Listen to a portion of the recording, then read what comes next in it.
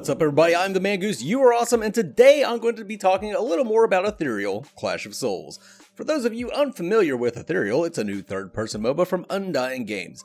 Undying recently provided me some exclusive material in the form of artwork for their item system, as well as some information on how the item system will work.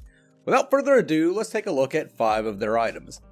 We have the Reinforced Skein, the Crimson Dragon Sword, Gloves of Redemption, Staff of Preservation, and the Rusty Ring. That's what I call my butthole. We currently don't have any stats for the cards. That wouldn't really make any sense anyway, seeing as we don't have any other kind of numbers to bounce stats off of. However, I was told that the item type would correlate to what kind of stats they provide. For example, swords will grant physical power along with some other secondary stats and effects. So you know right up front that if you buy the Crimson Dragon Sword, you're going to be buying physical power. So this item would be best suited for someone like Grognark or Dante. This ties into a very early statement from Ethereal about their game.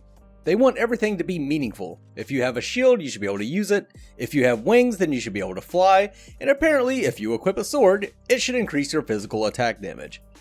Staves will provide magical power in addition to other attributes and effects, so the Staff of Preservation will be more suited to magical-based myths like Akaika, Noxus, or Kalia. By the way, I may get in trouble for saying this, but I've seen the updated character model for Kalia. They put more clothes on her and she looks much better. More clothes on a gal usually ain't my thing, but trust me, she looks cool. So we know from this information that it will be easy to know what items are going to work best with which myth based on the class of the item.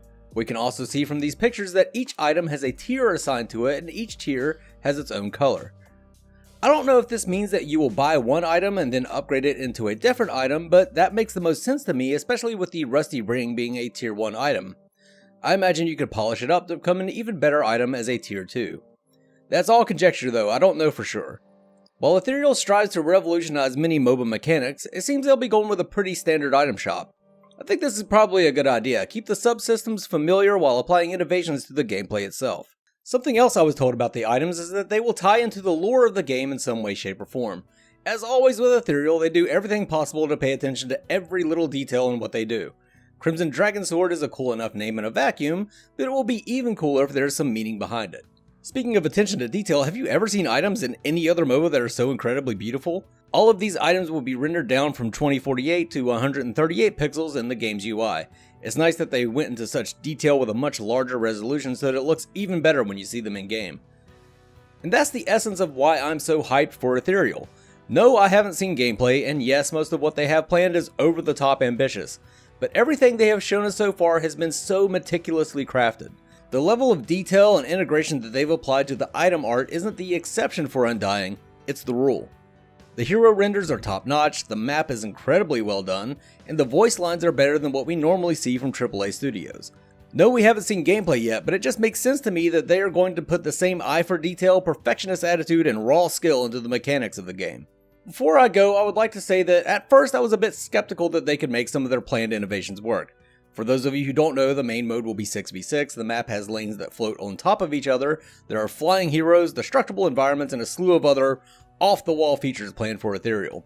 But with every small announcement or teaser for the game that they release, I've become more and more confident that not only will they be able to pull all of this off, but Ethereal will be the best MOBA of 2019, and possibly one of the best games we've seen in years.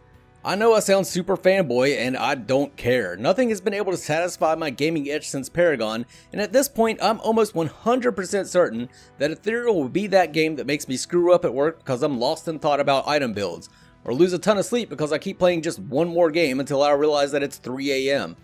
I'm excited for Ethereal and I want everyone else to be too. Be sure to check out their social media links in the video description below, and I hope to see you all in the ether. But for now, I'm out of here. Mangoose!